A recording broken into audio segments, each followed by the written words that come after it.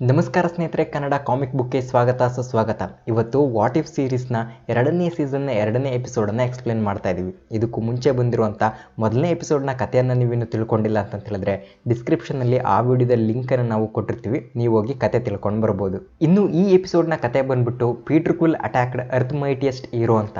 ಅಂದರೆ ಈ ಯೂನಿವರ್ಸ್ನಲ್ಲಿ ಏನಾಗಿರುತ್ತೆ ಅಂತ ಹೇಳಿದ್ರೆ, ಯಾಂಡು ಪೀಟರ್ ಕ್ವಿಲ್ಲನ್ನು ಚಿಕ್ಕ ಹುಡುಗ ಇದ್ದಾಗ ತಗೊಂಡೋಗಿ ಅವನೇ ಸಾಕ್ದೇನೆ ಡೈರೆಕ್ಟಾಗಿ ಅವರಪ್ಪ ಈಗೋಗೆ ಒಪ್ಪಿಸ್ಬಿಡ್ತಾನೆ. ಇದರಿಂದ ಪೀಟರ್ ಕ್ವಿಲ್ ಸ್ಟಾರ್ ಲಾರ್ಡ್ ಆಗೋದಕ್ಕೆ ಆಗೋದಿಲ್ಲ. ಬದಲಾಗಿ ಅವಾಗ್ಲೇ ಅವ್ರ ಅಪ್ಪನ ಸವಾಸ ಮಾಡಿ ಅವನ ಪವರ್ನೆಲ್ಲ ತಿಳ್ಕೊಂಡ್ಬಿಟ್ಟು ಅದನ್ನ ಯೂಸ್ ಮಾಡೋದಕ್ಕೆ ಶುರು ಮಾಡ್ತಾನೆ. ಅದು ಭೂಮಿ ಮೇಲೇನೆ. ಆಲ್ರೆಡಿ ಸೆಲೆಸ್ಟಿಯಲ್ ಲೆವೆಲ್ ಪವರು ಯಾವ ಥರ ಇರುತ್ತೆ ಅಂತೇಳಿ ನಾವು ನೋಡಿದ್ದೀವಿ. ಅವರು ಹೊಸ ನಕ್ಷತ್ರಗಳನ್ನು, ಹೊಸ ಗ್ರಹಗಳನ್ನು, ಈ ಬ್ರಹ್ಮಾಂಡದಲ್ಲಿರೋ ಲೈಫ್ಸ್ಗಳನ್ನೆಲ್ಲ ಕ್ರಿಯೇಟ್ ಮಾಡೋ ಅಂಥ ದೊಡ್ಡ ದೊಡ್ಡ ಕ್ಯಾರೆಕ್ಟರ್ಗಳು. ಆದರೆ ಈಗೋ ಅವರೆಲ್ಲರಿಗಿನ್ನ ಸ್ವಲ್ಪ ಡಿಫ್ರೆಂಟು. ನಾರ್ಮಲ್ ಸೆಲೆಸ್ಟಿಯಲ್ಸ್ಗಳ ಬೀಜದ ಥರ ಅಲ್ಲದೇನೆ ಅವನದೇ ಸಪ್ರೇಟಾಗಿ ಮತ್ತೊಂದು ಬೀಜಗಳನ್ನ ಮಾಡ್ಕೊಂಡಿರ್ತಾನೆ. ಅದನ್ನು ಗ್ಯಾಲಾಕ್ಸಿನಲ್ಲಿರೋ ಇದ್ಬದ ಗ್ರಹಗಳಿಗೆಲ್ಲ ಇಟ್ಬಿಟ್ಟು ಅವನು ಎಕ್ಸ್ಪೆನ್ಷನ್ ಮಾಡ್ಕೊಳ್ಳೋದಕ್ಕೆ ನೋಡ್ತಾ ಇರ್ತಾನೆ. ಈ ಥರ ಇವಿಲ್ ಇಂಟೆನ್ಷನ್ ಇರೋವಂಥ ಈಗೋ ಅವನ ಮಗನಿಗೂ ಕೂಡ ಅದೇ ಥರದ ಬುದ್ಧಿನ ಇಲ್ಲಿ ಕಲಿಸೋದಕ್ಕೆ ಹೋಗ್ತಾನೆ. ಹಂಗಾಗೇನೆ ಅವನು ಚಿಕ್ಕ ಹುಡುಗ ಇದ್ದಾಗಲೇ ಭೂಮಿ ಮೇಲೆ ಬಂದ್ಬಿಟ್ಟು ಅವನಿಗಿಷ್ಟ ಬಂದಂಗೆಲ್ಲ ಆಡಿ ಸಿಟಿನ ನಾಶ ಮಾಡೋದಕ್ಕೆ ಶುರು ಮಾಡ್ತಾ ಇರ್ತಾನೆ. ಅಂದರೆ ಪೀಟರ್ ಕ್ವಿಲ್ ಚಿಕ್ಕ ಹುಡುಗ ಅಂತ ಹೇಳಿದ್ರೆ ಅದು ಹಳೆ ಕಾಲ ಅಲ್ವಾ, 1988ನೇ ಇಸ್ವಿ ಅದಾಗಿರುತ್ತೆ. ಆ ಟೈಮಲ್ಲಿ ಕೋಲ್ಡ್ ವಾರ್ ಕೂಡ ನಡೀತಾ ಇರುತ್ತೆ. ಈ ಟೈಮಲ್ಲಿ ಪೆಗ್ಗಿ ಕಾರ್ಟರ್ ಪೆಗಿಸಸ್ ಅನ್ನೋ ಒಂದು ಸಂಸ್ಥೆನ ನಡೆಸ್ತಾ ಇರ್ತಾಳೆ. ಅಂದರೆ ನೀವು ಇದನ್ನ ಶೀಲ್ಡ್ಗೆ ಕಂಪೇರ್ ಮಾಡ್ಬೋದು. ಅವಳಿಗೆ ಪೀಟರ್ ಕ್ವಿಲ್ ಒಂದು ತಲೆನೋವಾಗೋಗ್ಬಿಡ್ತಾಳೆ. ಜೊತೆಗೆ ಹೌವರ್ಡ್ ಸ್ಟಾರ್ಕ್ ಕೂಡ ಇರ್ತಾನೆ. ಈ ಟೈಮಲ್ಲಿ ಒಬ್ಬೊಬ್ಬರೇನೆ ಇಂಥ ಪವರ್ಫುಲ್ ಹುಡುಗನ್ನ ತಡೆಯೋದಕ್ಕಾಗೋದಿಲ್ಲ ಅಂತಂತೇಳಿ ಎಮರ್ಜೆನ್ಸಿಯಾಗಿ ಒಂದು ಟೀಮ್ ಮಾಡೋದಕ್ಕಂತೇಳಿ ಹೊರಡ್ತಾರೆ. ಆವಾಗ ಅವ್ರುಗಳಿಗೆ ಸಿಕ್ಕೋದೆ captain Marvel alternative version Wendy Lawson. Actually ಇವಳಿಂದನೇ ಕ್ಯಾಪ್ಟನ್ ಮಾರ್ವೆಲ್ಗೆ ಪವರ್ ಸಿಕ್ಕಿರುತ್ತೆ. ಇನ್ನು ನೆಕ್ಸ್ಟ್ ಬ್ಲ್ಯಾಕ್ ಪ್ಯಾಂಥರ್ ಆಗಿ ಟಿಚಾಕ, ಆಂಟ್ಮ್ಯಾನ್ ಆಗಿ ಹ್ಯಾಂಕ್ ಪಿಮ್, ಮತ್ತೆ ಅವನ ಶಿಷ್ಯ ಗೋಲಿಯಾತ್. ಆ್ಯಕ್ಚುಲಿ MCUನಲ್ಲಿ ತೋರಿಸಿರುವಂಥ ಅವನ ಇಬ್ಬರು ಶಿಷ್ಯಂದ್ರು, ಅಂದರೆ ಸ್ಕಾಟ್ ಲಾಂಗ್ ಮತ್ತೆ ಡ್ಯಾರನ್ ಕ್ರಾಸ್. ಇವರಿಬ್ಬರಿಗೂ ಮುಂಚೆನೆ ಗೋಲಿಯಾತ್ ಇವನ್ ಶಿಷ್ಯ ಆಗಿರ್ತಾನೆ. ಇವನ್ ಸೂಟು ಬ್ಲೂ ಕಲರ್ನಲ್ಲಿ ಇರುತ್ತೆ. ಈ ಸೀರೀಸ್ನಲ್ಲೂ ಕೂಡ ಅದೇ ರೀತಿ ಇದೆ. ಇನ್ನು ಫೈನಲಿ ರಷ್ಯಾದಲ್ಲಿರುವಂತಹ ನಮ್ಮ ಬಕ್ಕಿ ಬಾನ್ಸ್ ವಿಂಟರ್ ಸೋಲ್ಜರ್, ಅವನನ್ನು ಕೂಡ ಈ ಟೀಮ್ಗೆ ಸೇರಿಸ್ಕೊಳ್ತಾರೆ. ಇವರೆಲ್ಲರೂ ಒಟ್ಟಾಗಿ ಪೀಟರ್ ಕ್ವಿಲ್ನ ಹಿಡಿಯೋದಿಕ್ಕಂತೇಳಿ ಹೋಗ್ತಾರೆ. ಅವ್ರವ್ರ ಪವರ್ಗಳನ್ನ ಶಕ್ತಿ ಮೀರಿ ಯೂಸ್ ಮಾಡಿದ್ರು ಕೂಡ ಅವನನ್ನ ಹಿಡಿಯೋದಿಕ್ಕೆ ಆಗ್ತಿರೋದಿಲ್ಲ. ಫೈನಲಿ ಅವಾಗಲ್ಗೊಂದು ಸಿಡಿಲು ಬಡಿಯುತ್ತೆ. ಅವಾಗ ಕೊಡ್ತಾನೆ ನೋಡಿ entry god of thunder. Thor ಹೊಡೆತಕ್ಕೆ ಒಂದೇ ಸರಿ ತಲೆ ಸುತ್ತಿ ಬಿದ್ದುಬಿಡ್ತಾನೆ. ಅವನನ್ನ ತಗೊಂಡೋಗಿ ಅವೆಂಜರ್ಸ್ ಫಸ್ಟ್ ಸಿನಿಮಾದಲ್ಲಿ ಯಾವ ಥರ ಲೋಕಿನ ಒಂದು ಸೆಲ್ ಒಳಗಡೆ ಕೂಡಾಕ್ತಾರೋ ಅದೇ ರೀತಿ ಪೀಟರ್ ಕ್ವಿಲ್ಲನ್ನು ಕೂಡ ಕೂಡಾಕ್ತಾರೆ. ಅವಾಗ ಆ ಟೀಮ್ಗೆ ಹೊಸದಾಗಿ ಎಂಟ್ರಿ ಕೊಟ್ಟಿದ್ದಂಥ Thor with information and proof ಜೊತೆ ಬಂದಿರ್ತಾನೆ. ಅದು ಏನಪ್ಪ ಅಂತ ಹೇಳಿದ್ರೆ, ಇದಕ್ಕೂ ಮುಂಚೆ ಈ ಹುಡುಗ ಬೇರೆ ಬೇರೆ 9 ರಿಯಲಮ್ಗಳ ಮೇಲೂ ಕೂಡ ಅಟ್ಯಾಕ್ ಮಾಡಿ ಅಲ್ಲೆಲ್ಲವನ್ನು ಕೂಡ ನಾಶ ಮಾಡಿದ್ದಾನೆ. ಇನ್ಕ್ಲೂಡ್ ಆಸ್ಕಾರ್ಡ್ ಅನ್ನು ಕೂಡ ಬಿಟ್ಟಿಲ್ಲ. ಆದರೆ ಈಗ ಭೂಮಿನಾದ್ರೂ ಕಾಪಾಡೋಣ ಅಂತಂತೇಳಿ ಥೋರ್ ಭೂಮಿಗೆ ಬಂದು ವಿಜುವರಲ್ಲಿ ಅವ್ರ ಅಪ್ಪ ಇಟ್ಟಿದ್ದಂಥ ಒಂದು ಬೀಜನ ಎತ್ಕೊಂಬಂದಿದ್ದಾನೆ. ಆ್ಯಕ್ಚುಲಿ ಥೋರ್ಗೂ ಕೂಡ ಪೂರ್ತಿ ವಿಷಯ ಗೊತ್ತಿರೋದಿಲ್ಲ. ಆ ಬೀಜ ಆ ಹುಡುಗಂದೆ ಅಂತ ಅನ್ಕೊಂಡಿರ್ತಾನೆ. ಆದರೆ ಅದು ಈಗೋ ಎಕ್ಸ್ಪ್ಯಾನ್ಷನ್ ಅಂತಂತೇಳಿ ಅವನಿಗೆ ಗೊತ್ತಿರುತ್ತೆ. ಅದನ್ನು ಡೆಸ್ಟ್ರಾಯ್ ಮಾಡೋದಕ್ಕೂ ಆಗೋದಿಲ್ಲ. ಯಾಕೆಂತಂದರೆ ಅದೊಂದು ಸೆಲೆಸ್ಟಿಯಲ್ನ ಆರಿಜಿನ್ಗೆ ರೆಡಿಯಾಗಿರುವಂಥ ಬೀಜ. ಇದು ಕಾಸ್ಮಿಕ್ ಎನರ್ಜಿಯಿಂದ ಪ್ರೊಟೆಕ್ಟ್ ಆಗಿರುತ್ತೆ. ಅಷ್ಟು ಈಸಿಯಾಗಿ ಇದನ್ನು ಡೆಸ್ಟ್ರಾಯ್ ಮಾಡೋದಕ್ಕಾಗಲ್ಲ ಅಂತಂತೇಳಿ ಆ ಟೀಮ್ಗೆ ಎಲ್ಲ ಎಕ್ಸ್ಪ್ಲೈನ್ ಮಾಡ್ತಾ ಇರ್ತಾನೆ. ಅದೇ ರೀತಿ ಇನ್ನೊಂದು ಕಡೆ ಹ್ಯಾಂಕ್ ಪಿಮ್ನ ಮಗಳು ಅಂದರೆ ಹೋಪ್ ವ್ಯಾಂಡೈ ಅವ್ರ ಅಪ್ಪನ ಹತ್ರ ಅವರ ಪಿಮ್ ಪಾರ್ಟಿಕಲ್ಸ್, ಪಾಸ್ಕಿ ಇವೆಲ್ಲವನ್ನು ಎತ್ಕೊಂಡು ಪೆಗಸಸ್ ಹೆಡ್ ಕ್ವಾರ್ಟರ್ಸ್ನಲ್ಲಿ ಎಲ್ಲಿ ಬೇಕಲ್ಲಂದರಲ್ಲಿಗೆ ಓಡಾಡ್ತಾ ಇರ್ತಾಳೆ. ಅವಾಗ ಅವಳ ಕಣ್ಣಿಗೆ ಪೀಟರ್ ಕ್ವಿಲ್ ಕಾಣಿಸ್ತಾನೆ. ಅವಳು ಕೇಳ್ತಿದ್ದಂಥ ವಾಕ್ಮ್ಯಾನ್ನಲ್ಲಿ ಹಾಡನ್ನು ಅವನಿಗೂ ಕೂಡ ಕೇಳಿಸೋದಕ್ಕೆ ಟ್ರೈ ಮಾಡ್ತಾಳೆ.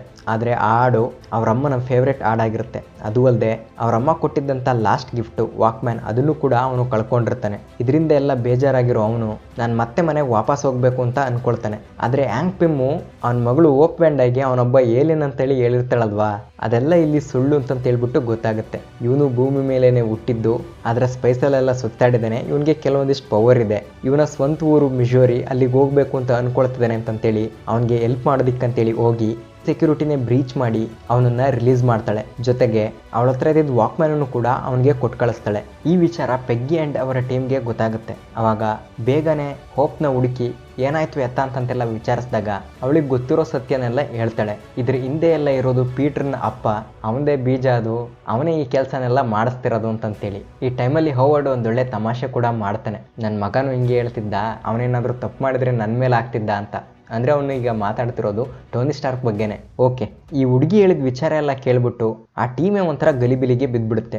ಒಂದು ವೇಳೆ ಅವ್ರ ಅಪ್ಪನಿಗೂ ಇದೇ ಥರ ಪವರ್ ಇದ್ದು ಅವನು ಕೂಡ ಭೂಮಿ ಮೇಲೆ ಬಂದುಬಿಟ್ರೆ ಆವಾಗ ನಾವು 2 ಫ್ರಂಟ್ ವಾರ್ನ ಫೇಸ್ ಮಾಡಬೇಕಾಗಿ ಬರುತ್ತೆ ಅಂತ. ಆ್ಯಕ್ಚುಲಿ ಆ ಕಾಲಕ್ಕೆ ಈ ಕಾನ್ಸೆಪ್ಟೇ ಯಾರಿಗೂ ಗೊತ್ತಿರಲಿಲ್ಲ ಅಂತ ಅನಿಸುತ್ತೆ.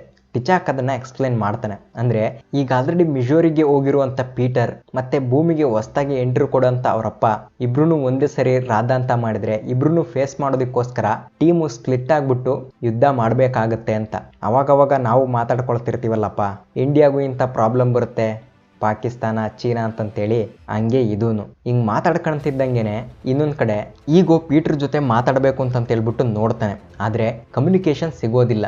ಈಗ ಅವನು ಎಲ್ಲಿಗೆ ಹೋಗಿದ್ದಾನೆ ಏನಾಗಿದ್ದಾನೆ ಅಂತ ಹೇಳ್ಬಿಟ್ಟು ಅವ್ನು ಬಂದಿದ್ದಂಥ ಸ್ಪೇಸ್ ವೆಹಿಕಲ್ನ ಟ್ರ್ಯಾಕ್ ಮಾಡಿ ನೋಡಿದಾಗ ಭೂಮಿಗೆ ಹೋಗಿದ್ದಾನೆ ಅಂತ ಹೇಳ್ಬಿಟ್ಟು ಗೊತ್ತಾಗುತ್ತೆ. ಅವಾಗ ಅವನು ಕೂಡ ಭೂಮಿಗೆ ಬರ್ತಾನೆ. ಈ ವಿಚಾರ ಈ ಟೀಮ್ಗೆ ಗೊತ್ತಾಗುತ್ತೆ. ಅವ್ರು ಅನ್ಕೊಂಡಿದ್ದು ಸತ್ಯ ಆಗುತ್ತೆ. ಓಕೆ, ನಾವೀಗ ಟೀಮ್ ಸ್ಪ್ಲಿಟ್ ಆಗಲೇಬೇಕು ಅಂತಂತೇಳಿ. ಕೆಲವರು ಆ ಹುಡುಗನ್ನ ಹಿಡಿಬೇಕು ಅಂತ ನೋಡ್ತಿದ್ರೆ, ಇನ್ನು ಕೆಲವರು ಆ ಹುಡುಗನ್ನ ಹೊಡಿಬೇಕು ಅಂತಿರ್ತಾರೆ. ಅದರಲ್ಲೂ ಬಕ್ಕಿ ಅವನನ್ನ ಕೊಂದೇ ಬಿಡಬೇಕು ಅಂತಾನೆ. ಇದನ್ನೆಲ್ಲ ಕೇಳಿ ಹೋಪ್ಗೂ ಕೂಡ ಗಾಬರಿ ಆಗುತ್ತೆ. ಆದರೆ ಥೋರ್ ಒಂದೊಳ್ಳೆ ಸೊಲ್ಯೂಷನ್ ಹೇಳ್ತಾನೆ. ಏನೇ ಆಗಲಿ ಅವನೊಬ್ಬ ಚಿಕ್ಕ ಹುಡುಗ, ಅವನನ್ನು ಹಂಗೆ ಭೂಮಿ ಮೇಲೆ ಬಿಟ್ಟರೆ ಅವನು ಯಾವತ್ತಿದ್ರೂ ರಾಧಾ ಅಂತ ಮಾಡ್ತಾನೆ.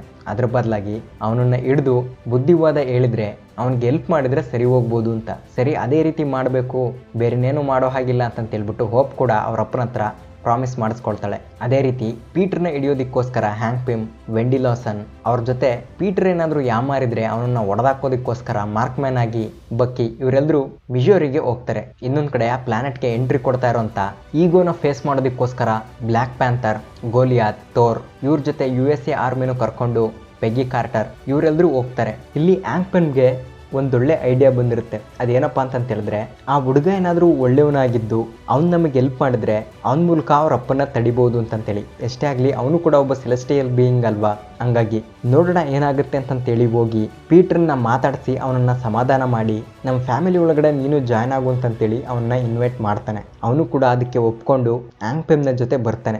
ಆ್ಯಕ್ಚುಲಿ ಈ ಟೈಮಲ್ಲಿ ಬಕ್ಕಿನಲ್ಲಿ ಆಗುವಂಥ ಟ್ರಾನ್ಸ್ಫಾರ್ಮೇಷನ್ ತುಂಬಾ ಸಖತ್ತಾಗಿತ್ತು. ಇನ್ನು ಅದೇ ರೀತಿ ಇನ್ನೊಂದು ಕಡೆ ಈಗೋ ಯಾರ ಕಂಟ್ರೋಲಿಗೂ ಕೂಡ ಸಿಗ್ತಾನೆ ಇರೋದಿಲ್ಲ. ಥೋರ್ನಂತ ಥೋರೆ ಅವನನ್ನು ಕಂಟ್ರೋಲ್ ಮಾಡೋದಕ್ಕಾಗೋದಿಲ್ಲ. ಕೊನೆಗೂ ಪೆಗಾಸಸ್ ಹೆಡ್ ಕ್ವಾರ್ಟರ್ಸ್ನಲ್ಲಿ ಇದ್ದಂತಹ ಅವನ ಬೀಜನ ಅವನ ಕಾಸ್ಮಿಕ್ ಟೆಂಟಿಕಲ್ಸ್ಗಳಿಂದ ಅವನು ತಕ್ಕೊಳ್ತಾ ಇರ್ತಾನೆ. ಅದೇ ಟೈಮ್ಗೆ ಹ್ಯಾಂಕ್ ಪಿಮ್ ಪೀಟರ್ ಕುಲಿನ ಕರ್ಕೊಂಡ್ಬಂದ್ಬಿಟ್ಟು ಸೆಂಟ್ರಲ್ಲೇ ಆ ಬೀಜನ ಎಸ್ಕೇಪ್ ಮಾಡಿಬಿಡ್ತಾರೆ. ಅದನ್ನು ತಗೊಂಡು ಈಗೋ ಕೋರ್ ಹತ್ರ ಹೋಗ್ತಾರೆ. ಅಲ್ಲಿ ಪೀಟರ್ನ ಅವ್ರ ಎನಿಮಿಗಳ ಜೊತೆನೆ ನೋಡಿ ಅವನಿಗೆ ಶಾಕು.